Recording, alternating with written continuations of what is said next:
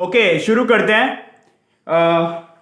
देखो, मैंने पिछला लेक्चर क्या पढ़ाया था और आज जो है, आज हम ग्राफिकल एनालिसिस का पार्ट 1 करेंगे। ठीक है, तो पार्ट 1 में आज मैं आपको लीनियर ग्राफ्स के बारे में बताऊंगा। लीनियरिटी और लीनियर ग्राफ जितने भी होते हैं, ठीक है, चाहे आप मैथमेटिक्स की बात करो, चाहे आप फिजिक्स की बात करो, चाहे आप ज्योग्राफी की बात करो, ओशिनोग्राफी की बात करो, सीस्मोग्राफी की बात करो, कोई भी फील्ड लो भाई, ठीक है, जहां पर भी ग्राफ स्टडी की जाती है, सीस्मोग्राफ में भी की जाती है अलग अलग, ठीक है, वहां पे लीनियरिटी, लीनियर ग्राफ्स एग्जिस्ट करते हैं, वहां पर भी लीनियर ग्राफ, लीनियर इक्वेशंस का यूज होता है।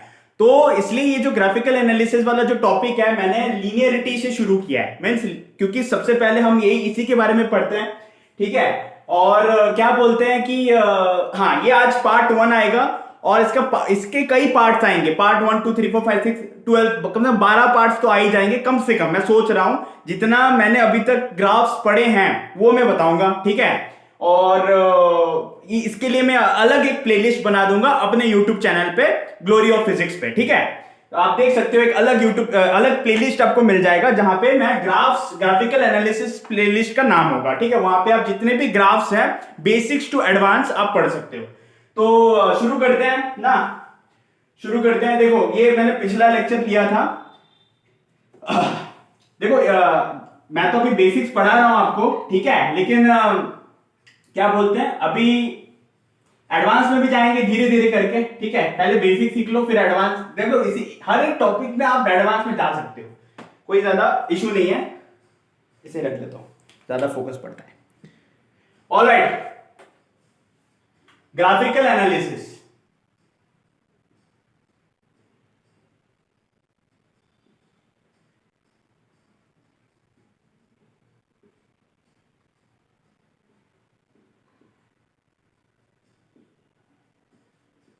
ग्राफिकल एनालिसिस,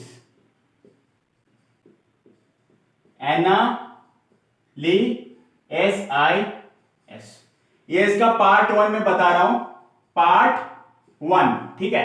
इसमें हम आज पढ़ेंगे लीनियर ग्राफ्स, लीनियर ग्राफ्स, ठीक है। आपने थंबनेल पे भी देखा होगा लीनियर ग्राफ्स। थोड़ा बड़ा टॉपिक है, हो सकता है कि आज लीनियर ग्राफ एक पूरे वीडियो में ना भी आए, क्योंकि मैं अच्छे से डिटेल में बता रहा हूं इसीलिए। लेकिन पार्ट 1, पार्ट 2, पार्ट 12 तक जो बोलूंगा उसमें सब कुछ कवर हो जाएगा, ठीक है। देखो, मैंने आज प्रॉपर बनाया है नोट्स एक एक करके, ताकि मैं आप लोगों को सही से पढ़ा सकूं। ऑलराइट, आपको दिख रहा होगा ना? Yes yes, alright alright alright.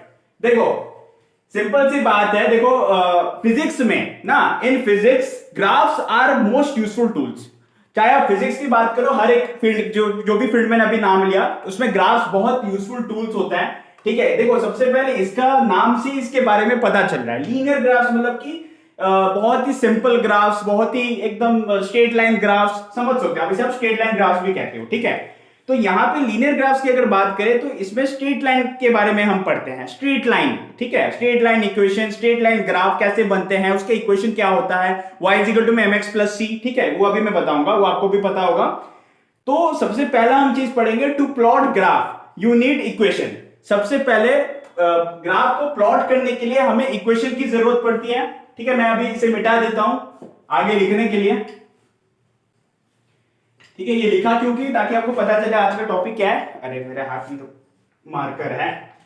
Alright, तो देखो, सबसे पहले तो ऐसा लिख लो, लीनियर ग्राफ्स ऐसे। देखो, नोट्स यही नोट्स हैं, ठीक है, इसलिए मैं अच्छे से लिखवाता हूं। तो इसमें लीनियर ग्राफ्स में सबसे पहले स्ट्रेट लाइन, इसमें हम स्ट्रेट लाइन के बारे में पढ़ेंगे ना, स्ट्रेट लाइन। ऑलराइट, देखो, सबसे पहले to plot the graph you need equation ना। To plot the graph we need equation, ठीक है, इक्वेशन। और इक्वेशन क्या होता है इसका, y = mx + c। आपको ये इक्वेशन आपने पढ़ा होगा, अपने क्लास 11th में पढ़ लिया होगा, 10th में, 11th में पढ़ लिया होगा ऑब्वियसली ना। तो ये जो होता है आपका x एक्सिस, y एक्सिस को डिनोट करता है, ठीक है। मैं अभी आपको समझा रहा हूं, ये आपका x एक्सिस को डिनोट करता है, ठीक है, और ये आपका इंटरसेप्ट होता है, वाई इंटरसेप्ट होता है, ठीक है, वाई इंटरसेप्ट होता है, ऑलराइट, और ये आपका स्लोप होता है यहाँ पे, ठीक है, ये m जो है आपका स्लोप होता है। पहली बात आपको समझना पड़ेगा, देखो देखो, और इसे हम, ये जो y एक्सिस में ये है, ये आपका डिपेंडेंट वेरिएबल है ना। डिपेंडेंट वेरिएबल का मतलब क्या होता है, डिपेंडेंट वेरिएबल, ठीक है, डिपेंडेंट वेरिएबल ये आपका होता है, ये x जो है ये आपका इंडिपेंडेंट वेरिएबल है ना, इंडिपेंडेंट वेरिएबल। अब ये मैंने क्यों बोला, देखो आप x एक्सिस और y एक्सिस बनाते हो, तो ये आपका x एक्सिस है, ये आपका y एक्सिस है, ठीक है। स्ट्रेट लाइन ग्राफ आप अगर मान लो कि ऐसे आपने ग्राफ बना दिया, लाइक दिस, ऐसे आपने ग्राफ बना दिया, तो यहां पे आप देख सकते हो कि ये जो है मींस x की मैं अलग अलग वैल्यू रख सकता हूं, यहां पे बेसिक सी बात है, x की मैं अलग अलग वैल्यू रख सकता हूं। अब x की, वेट बारिश हो रहा है क्या, x की अलग अलग वैल्यू पे y की अलग अलग वैल्यू आएगी, मींस x की वैल्यू तो मैं खुद से कुछ भी रख सकता हूं, और y की वैल्यू जो भी आएगी वो उसके ऊपर डिपेंडेंट होगा, तो फिर इसलिए ये डिपेंडेंट वेरिएबल कहलाता है और ये इंडिपेंडेंट वेरिएबल कहलाता है। ये स्लोप कहलाता है। मींस स्लोप का मतलब क्या होता है, स्लोप के बारे में भी इसमें बताऊंगा ढंग से कि स्लोप क्या होता है। देखो, you can take any value of x, समझो, you can take any value of x, accordingly will get the value of y ना, हमें y की वैल्यू अकॉर्डिंगली मिलेगी। तो बेसिकली 3 वेरिएबल्स होते हैं, x y z होता है बेसिकली, x y z। अब यहाँ पे एक और एक्सिस अगर आप बना दो, मींस ये आपका x एक्सिस है, ये आपका y एक्सिस है, और ये जो मैंने लाइन है, ये ऐसे करके आप बना सकते हो एक और एक्सिस, ठीक है, ऐसे करके बना सकते हो, ये आपका z एक्सिस हो जाएगा, ठीक है, ठीक है। ये बात तो आपने कोऑर्डिनेट सिस्टम में और कोऑर्डिनेट ज्योमेट्री में पढ़ा होगा, ठीक है, और कोऑर्डिनेट कार्टेशियन कोऑर्डिनेट सिस्टम में भी पढ़ा होगा, ठीक है। अब लीनियर ग्राफ्स में कौन से ग्राफ्स आते हैं, व्हाट आर लीनियर ग्राफ्स, जहां पर भी ये जो वेरिएबल्स है ना, जैसे कि इंडिपेंडेंट वेरिएबल और डिपेंडेंट वेरिएबल, दो वेरिएबल होंगे, ठीक है, जहां पर भी ये दो वेरिएबल एक दूसरे के डायरेक्टली प्रोपोर्शनल होंगे, जैसे कि y is directly proportional to x की पावर में 1, पावर में 1 होगा जहां पर, वहां पे हम इसे लीनियर ग्राफ कहेंगे, क्योंकि यहां पे पावर में 1 है। अगर मान लो पावर स्क्वायर है तो क्वाड्रेटिक ग्राफ्स में आ जाएगा, ठीक है, समझ में आया, जो मैं अगले पार्ट या तीसरे पार्ट में पढ़ाने वाला हूं, ठीक है, क्योंकि मुझे लगता है कि ये लीनियर ग्राफ्स 2 पार्ट में आने वाला है ना, क्योंकि काफी ज्यादा हो जाएगा, क्योंकि नोट्स काफी ज्यादा है मेरे ना। तो यहाँ पे आप समझ सकते हो, यहाँ पे सिंपल सी बात है, आप समझ सकते हो, देखो दोनों एक दूसरे के डायरेक्टली प्रोपोर्शनल है, और इसके पावर में जो है ये 1 है ना। और फिजिक्स में, मैथमेटिक्स में, कहीं पर भी कोई भी फील्ड में आपको जहां पर भी पावर 1 आपको दिखेगा, वहां पे लीनियर ग्राफ आप देखते ही समझ जाते हो भैया कि ये स्ट्रेट लाइन ग्राफ कुछ ऐसा कुछ बनने वाला है, ठीक है।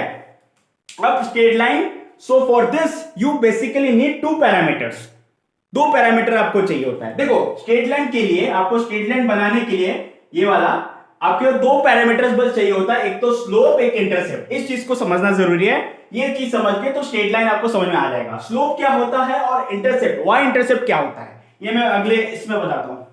आप लिख लो, तब तक देख लो आपको दिख रहा है कि नहीं। ऑलराइट, तो ये स्लोप है, ये वाई इंटरसेप्ट है, ठीक है, इसे मैं बता रहा हूं, ये आपको समझ में आया।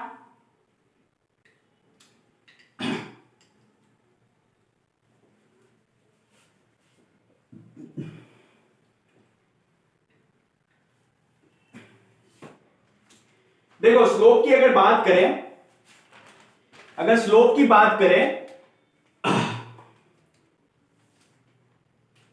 पहले y इंटरसेप्ट समझो, y इंटरसेप्ट, मान लो मैंने ग्राफ बनाया, ठीक है, एक ऐसा ग्राफ बनाया मैंने, आप देख सकते हो मैंने एक ऐसे ग्राफ बना दिया, ठीक है, ये मैंने एक ऐसा ग्राफ बना दिया, ये y एक्सिस है, ये x एक्सिस है, और ये मैंने एक ऐसा ग्राफ बनाया, और यहां पे आप, ठीक है, ऐसा समझ सकते हो। तो ये वाला जो पॉइंट है ना, ये आपका y इंटरसेप्ट होता है, और इसका डेफिनेशन क्या है, it is the point on y axis where the graph cuts, ठीक है, ये इसका डेफिनेशन होता है। आप समझ गए डेफिनेशन से? ठीक है, एक चीज और है कि it is the point on y axis where x axis x coordinate value is 0। Means यहां पे अगर मान लो कि 2 पे कट हो रहा है तो x की वैल्यू यहां पे 0 है और y की वैल्यू यहां पे 2 है। ठीक है, तो एक ऐसा पॉइंट जहां पे x की वैल्यू 0 होती है ना, ऐसा भी बोल सकते हो, और जहां पे ग्राफ कट हो रहा है, दिस इज y इंटरसेप्ट, जिसे हम c से डिनोट करते हैं। और आपका जो स्लोप की बात करें, स्लोप को निकालने के दो तरीके हैं। स्लोप क्या होता है? एक इंक्लिनेशन होता है। व्हाट, इसके बाद स्लोप देख लो। स्लोप क्या होता है? स्लोप क्या होता है? इट इज एन इंक्लिनेशन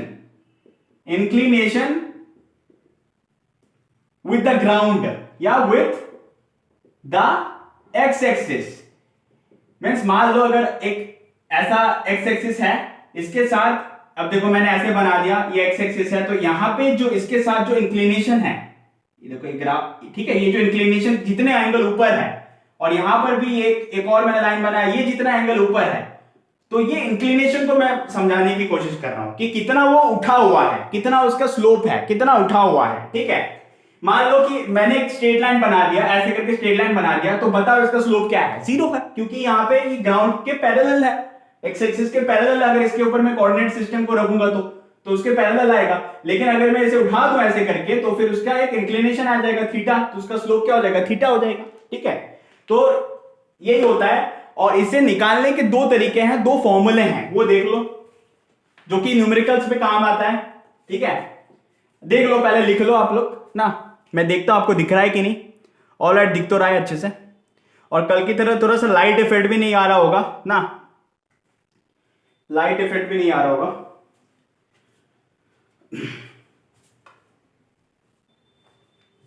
ठीक है,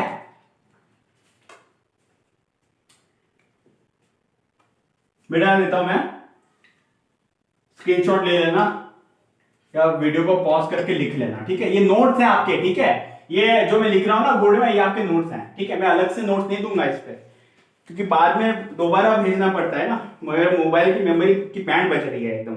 चलो, दो तरीके देख लो स्लोप निकालने के, टू वेज ना, two ways to find slope. एक होता है m इजिकल टू में tan थीटा, ये आपने पढ़ा होगा अलग अलग उसमें, और एक होता है m इजिकल टू में y2 माइनस y1 अपॉन में x2 माइनस x1। ठीक है, ये आपने पढ़ा होगा। ठीक है, तो यहां पे आप देख सकते हो कि अगर मैं ऐसे बना दूं, ठीक है, तो इसका जो भी ये x एक्सिस, ये y एक्सिस है, ये x एक्सिस है, और ये थीटा है, तो फिर इसका जो tan थीटा होगा वो इसका स्लोप होगा। और अगर मान लो कि ये कहीं पर भी ग्राफ अगर कट कर रहा है, मान लो कि ऐसे करके ग्राफ दिया कहीं पर भी, तो x एक्सिस में जो भी x एक्सिस की वैल्यू यहाँ पे जो भी होगी, मान लो 1 है, y एक्सिस की वैल्यू 0 है, और यहाँ पे जो है, अभी मैं एग्जांपल्स दूंगा अलग अलग। ठीक है, y एक्सिस की वैल्यू यहाँ पे मान लो 2 है और x एक्सिस की वैल्यू 0 है, तो फिर आप समझ सकते हो y2 कौन सा है। ये ऐसे आप y2 मान लो, y2 माइनस y1 और x2 माइनस x1, ये x2 लिख लो इसे। ठीक है, आपको समझ में आया ये चीज? ये फॉर्मूला का यूज अभी मैं बताऊंगा कुछ एग्जांपल से। ठीक है, फॉर्मूला का यूज अभी मैं बताऊंगा ना, इसी में बता सकता हूं, कोई दिक्कत वाली बात है नहीं वैसे। ठीक है, लेकिन एक अच्छा सा एग्जांपल लिया है। इसे आप ऐसे भी रिप्रेजेंट कर सकते हो, इस m को आप ऐसे भी रिप्रेजेंट कर सकते हो, dy/dx।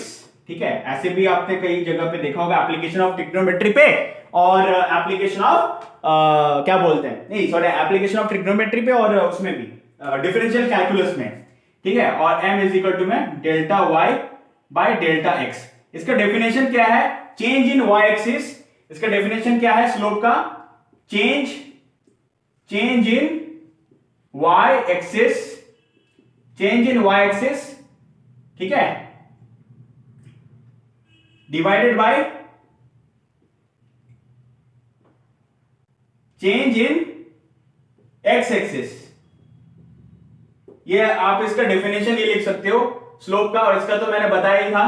ठीक है, y इंटरसेप्ट का, तो ये चीज आप लोग थोड़ा सा ध्यान रखना। ठीक है, ऑलराइट। तो ये दो तरीके हैं जो आपका स्लोप निकालने में काम आता है।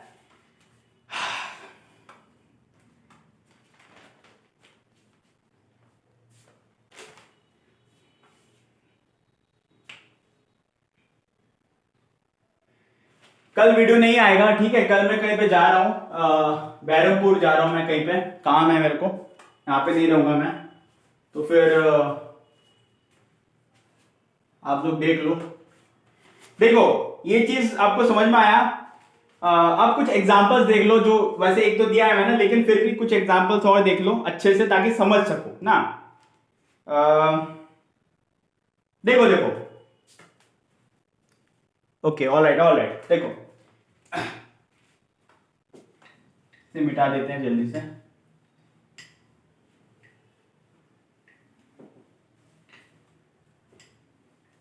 ऑलराइट, देखो यहां पे एक एग्जांपल देख लेते हैं। एग्जांपल्स, पहला एग्जांपल है, एक ग्राफ ऐसे मैंने बनाया, ठीक है। ऐसे मैंने ग्राफ बनाया, ठीक है। यहां पे मान लो कि मुझे स्लोप निकालना है, स्लोप निकालना है मुझे, ठीक है। मैंने लिख रखा है एक example, x1 is equal to में क्या हो जाएगा 0, क्योंकि ऑब्वियसली x एक्सिस पे 0 है, और y1 इज इक्वल टू में आपने 3 मान लिया, कुछ भी मान सकते हो, तो बोल सकते हो ना। और ये आपका y क्या बोलते हैं, x एक्सिस है, ये आपका ऑलराइट, ये आपका y एक्सिस है, और यहां पे आपने मान लिया y इज इक्वल टू में 0, means y2 is equal to में 0, और x1 इज इक्वल टू में क्या है इस पॉइंट पे, इस पॉइंट में क्या है, x2 इज इक्वल टू में 4 है। तो आपने क्या किया यहाँ पे, सिंपल सी बात है। तो इसका जो स्लोप होगा क्या होगा, y2 माइनस y1। y2 क्या है आपका 0, ठीक है। y2 माइनस y1, y1 क्या है आपका 3 अपॉन में x2 minus x1 minus 4 minus 0। तो इसका क्या आया -3/4। इसका स्लोप जो है नेगेटिव आया। अब स्लोप नेगेटिव होने का क्या मतलब है, ये देखो इंक्लिनेशन, नीचे की ओर इंक्लिनेशन, ढलान, फिसल पट्टी में चढ़ा होगा ना, वहां पे नेगेटिव स्लोप है। मतलब कि यहां पे अगर आप एक बॉल रखोगे तो बॉल नीचे फिसल जाएगा। आप समझ सकते हो मैं कहां पे एप्लीकेशन की बात कर रहा हूं, ठीक है। ये बहुत अच्छा एप्लीकेशन है। अगर स्लोप नेगेटिव है, स्लोप अगर नेगेटिव है, ठीक है, तो वो डिक्रीजिंग होता है ना, डिक्रीजिंग स्लोप उसे कहते हैं हम, ठीक है। और अगर स्लोप पॉजिटिव है तो इंक्रीजिंग हो जाएगा ना। दूसरा एग्जांपल आप यहां पे देख सकते हो, ठीक है। अगर मैं यहां पे दूसरा एग्जांपल बनाऊं, ठीक है, वैसे एक एग्जांपल और है, दूसरे फॉर्मूले से देख लो आप, एक एग्जांपल और है, ठीक है। अगर मान लो कि ये 120 डिग्री है, इसका स्लोप निकालने के लिए बोला, तो लेकिन यहाँ पे आप लोगों को कोई x और y एक्सिस की वैल्यू नहीं दे रखी है, मींस x1 x2 की वैल्यू और y1 y2 की वैल्यू नहीं दे रखी है। तो कैसे स्लोप निकालोगे, tan थीटा करके निकालोगे। यहां पर भी आपने क्या लिखा, tan 120 डिग्री, जो कि क्या होता है माइनस में √3 होता है। तो यहां पर भी जो आपका स्लोप है, यहां पर भी जो आपका स्लोप है वो आपका नेगेटिव आया। स्लोप नेगेटिव आया तो यहां पर भी ये नीचे की ओर है। यहां पर भी अगर आप एक बॉल रखोगे तो नीचे सड़क जाएगा, ठीक है। आप समझ सकते हो मैं क्या बना रहा हूं यहां पे, ठीक है। तो दिस इज द थिंग ना। ऑलराइट, बाकी कुछ एग्जांपल्स और है, और लीनियर ग्राफ्स का पार्ट 2 भी है ना। लीनियर ग्राफ्स अभी खत्म नहीं हुआ है, लीनियर ग्राफ्स का पार्ट 2 भी है। अभी आज के लिए इतना काफी है। आज आप इतना पहले समझो जितना मैंने समझाया है। मैंने कोर कॉन्सेप्ट और कोर फॉर्मूले बता दिए हैं, ठीक है। आप लोग ये एग्जांपल देख के पहले समझो, उसके बाद लीनियर ग्राफ्स का पार्ट 2 मैं परसों आपको एक वीडियो दे दूंगा, जहां पे लीनियर ग्राफ्स का पार्ट 2 खत्म हो जाएगा, और उसके बाद क्वाड्रेटिक इक्वेशंस के ऊपर ग्राफिकल एनालिसिस का पार्ट 3 आएगा, ठीक है। तो आप लोग लिख लो इसे, और थैंक यू सो मच आज के लिए। लिख लो आप लोग।